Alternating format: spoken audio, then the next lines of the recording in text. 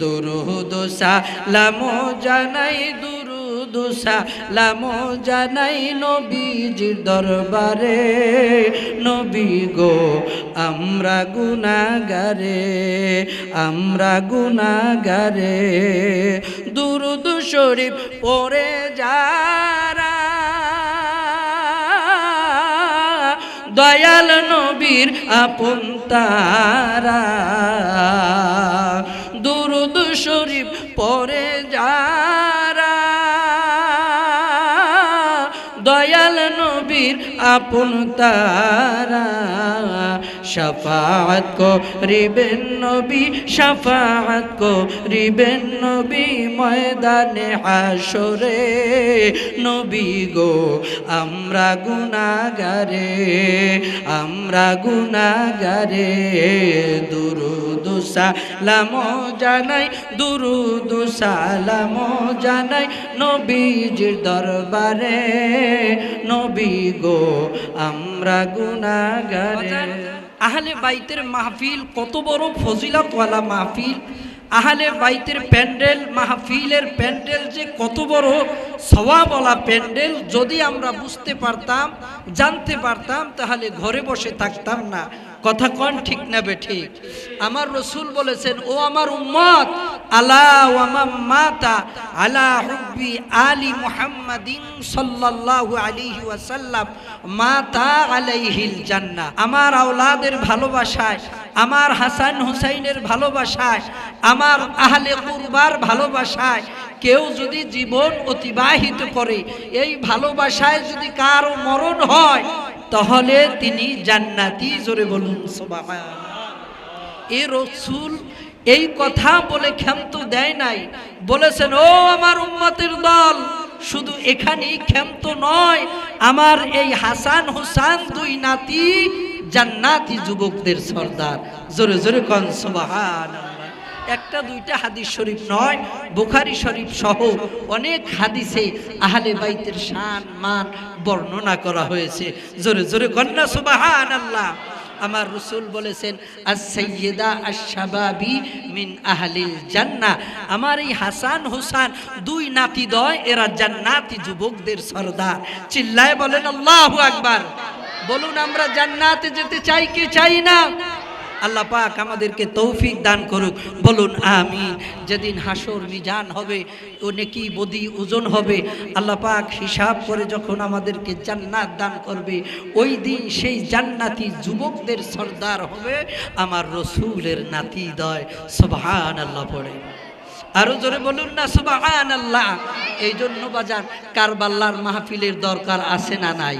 কারবালা আমাদেরকে শিক্ষা দেয় ধৈর্য, কারবালা আমাদের শিক্ষা দেয় ঈমান কিভাবে বাঁচাতে হবে, কারবালা আমাদের শিক্ষা দেয় পরিবারকে কিভাবে এই ফিতনা থেকে বাঁচানো। এই শিক্ষাগুলা আমাদেরকে নেওয়ার দরকার আছে না নাই? আল্লাহ পাক আমাদেরকে তৌফিক দান করুক। সকলে জোরে সোরে বলুন আল্লাহুম্মা আমিন। বাবারা ভাইরা, পবিত্র কোরআনে কারীমের মধ্যে ইরশাদ করেন, আরে চট্টগ্রামের বাবারা রে, আমার আল্লাহ কোরআনে কারীমে আহলে বাইতের শহীদদের শানে আমার আল্লাহ বয়ান দেয়। বন্ধুরা আমার, একদল মুনাফিক মনে করত যারা যুদ্ধে শহীদ হয়ে যায় এরা দুনিয়া থেকে বিদায় হয়ে যায়, মরে যায়, ধন দৌলত লুট হয়ে যায়, স্ত্রী পুত্র তাদের কাছ থেকে বিদায় হয়ে যায়। এই জন্য একদল মুনাফিক সাহাবীদেরকে ধোঁকা দিত। আরে সাহাবীরা কই যাও গো, যেই নবীর কথা শুই না তোমরা শাহাদাতের পেয়ালা বরণ করো, যদি তোমরা শহীদ হয়ে যাও, মৃত্যু বরণ করো, তোমাদের মাল ধন সম্পদগুলা হরণ হয়ে যাবে, তোমাদের সম্পদগুলা লুট করে নিয়ে যাবে, তোমাদের স্ত্রীগুলা অন্য মানুষে ব্যবহার করবে, তোমাদের ধন সম্পদের মালিক অন্য মানুষ হয়ে যাবে, তোমাদের সন্তান সন্ততি তোমাদের আর কাজে আসবে না, বরঞ্চ তোমরা যুদ্ধের মধ্যে যাইও না। আমার ভাইরা, আমার বন্ধুগণ, আমার আল্লাহ ডেকে বলেন, আরে পৃথিবীর মানুষ নয় নয় গো, যাদেরকে তোমরা মৃত্যু বলছো এরা মরা নয়। আমি আল্লাহ কোরআন কোরআনে কারীমের মধ্যে ঘোষণা করে দি, ওয়ালা তাকুলু লিমান ইউকতালু ফি সাবিলিল্লাহি আমওয়াত। জোরে জোরে বলুন সুবহানাল্লাহ। বরঞ্চ তারা মৃত্যুবরণ করে নাই, তাদেরকে মৃত্যু বলে তোমরা ধারণা করো না, বরং তারা জীবিত। আমি আল্লাহ তাদেরকে জীবিত রেখে দেই। আরে যুবক ভাইরা, পর্দা নিশিন মা, আমার আল্লাহ এখানে ক্ষান্ত দেয় নাই। বাল্লা হায়াউন ইনদা রাব্বিহিম ইরযাকুন। যাদেরকে কাফেরেরা ধোঁকা দেয়, মুনাফিকরা ধোঁকা দিতে চায় যে যুদ্ধে গেলে শহীদ হয়ে যায়, মরে যায়, তারা আর কিছু পায় না। আল্লাহ বলেন না না, আমি আল্লাহ তাদের হায়াত বাড়াই দিই। শুধু হায়াত নয়, কবরের ভিতর আমি আল্লাহ রিজিক দিয়ে দে। শুধু কি তাই, আল্লাহ রিজিক দিয়েও ক্ষান্ত দেয় না, কবরে তাদেরকে আমার আল্লাহ জান্নাতি হুর পাঠায় দেয়। জোরে জোরে বলুন সুবহানাল্লাহ। কাফেরেরা যেগুলো বলে সাহাবীদেরকে ধোঁকা দিতেন, আল্লাহ বলেন এই শোনো, আমি আল্লাহ কবরে তোমাদেরকে হায়াত বাড়াই দিই, কবরে তোমাদেরকে জীবিত রাখি, কবরে তোমাদেরকে রিজিক দেই, কবরে তোমাদেরকে জান্নাতি হুর পাঠায়া দিই। চিল্লায় বলেন না আল্লাহু আকবার। আজকে যেই হাসান হুসাইনের নামে মাহফিল সাজাইলাম, এরা দুজন মরা নয়, বরঞ্চ জিন্দা। কথা বলেন ঠিক না বেঠিক? আরো জোরে বলুন ঠিক না বেঠিক?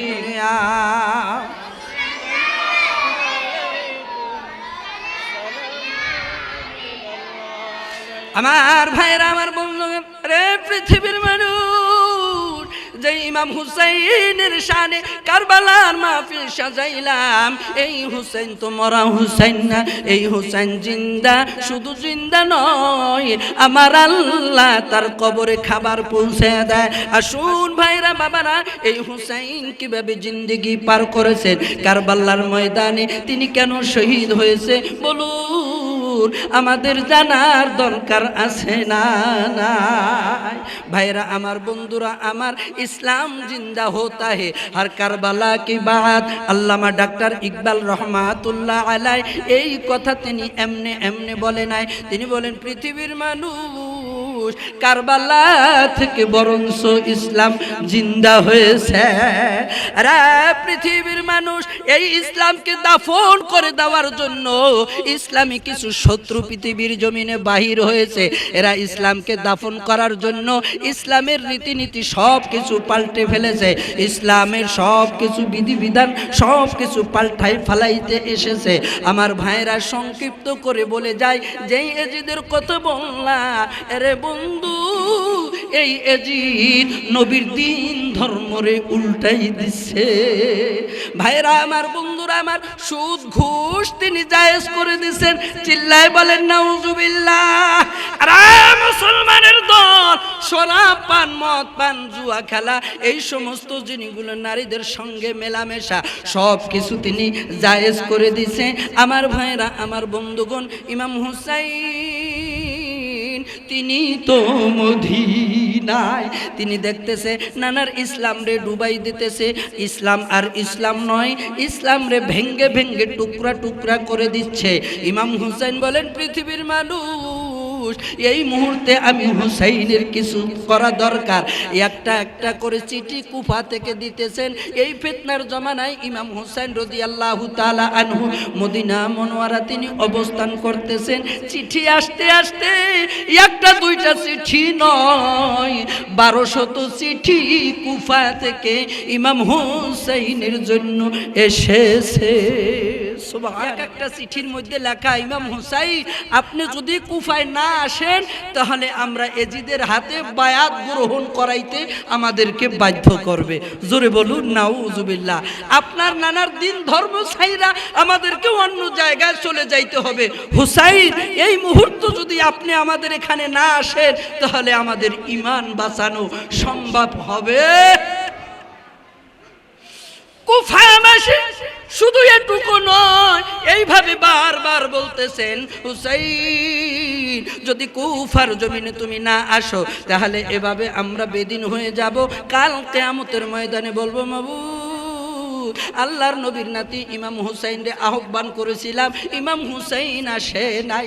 চিঠির মধ্যে এইভাবে লেখা, আমার ভাইরা, আমার বন্ধুগণ, অবশেষে ইমাম হুসাইন রাদিয়াল্লাহু তাআলা আনহু বিশিষ্ট কয়েকজন সাহাবীর সঙ্গে পরামর্শ করলেন। সাহাবীরা পরামর্শ দিতেছে, কোন সাহাবী বলতেছেন, না না, এই মুহূর্তে আপনি ওখানে যাবেন না, ওখানে যাইতে পারবেন না, কারণ যে কুফা নগরীর কুফা মসজিদ, এই কুফার মসজিদে আপনার বাবারে ফালাইয়া শহীদ করেছে। আর ভাইরা, ইসলামের মধ্যে মুনাফিকের দল এই জমিনের মধ্যে আছে না না? আমার ভাইরা, আমার বন্ধুগণ, ইসলামের মধ্যে ইহুদিরা তেমন বেশি ক্ষতি না করলেও এই মুসলমান নামধারী এমন কিছু জাতি আছে, তারা ইসলামকে বেশি ক্ষতি করেছে। কথা বলেন ঠিক না বেঠিক? ভাইরা আমার, বন্ধুরা আমার, হযরতে আলী রাদিয়াল্লাহু তাআলা আনহুকে কুফার মসজিদে নামাজরত অবস্থায় শহীদ করেছে। এ কোনো শহীদ কোনো ইহুদিরা করে নাই, কোনো খ্রিস্টানরা করে নাই, কোনো বিধর্মীরা করে নাই। এই নামাজি দলের মধ্যে এমন একটা দল যাদেরকে আমার আল্লাহ ফাওয়াইলুল লিল মুসাল্লিন বলে ঘোষণা দিয়েছে। জোরে বলুন নাউজুবিল্লাহ। ও নামাজি, আল্লাহ বলেন ফাওয়াইলুল লিল মুসাল্লিন, নামাজ পড়া কেহ বেহেশতে যাইবে, আবার এমন কিছু নামাজি আছে যেই নামাজিগুলা দোজখে যাইবে। জোরে জোরে বলুন নাউজুবিল্লাহ। বলুন, আমরা কি বেহেশতিওয়ালা নামাজি হব না দোজখীওয়ালা নামাজি হব? চিল্লায় বলেন আল্লাহুম্মা আমিন। আর জোরে বলেন আল্লাহুম্মা আমিন। আখিরি সালাম লও ওহে নানা জান, তোমারি হো সহিন যায় কারবালার ময়দান, তোমারি হো সহিন যায় কারবালার ময়দান। সালাতুনিয়া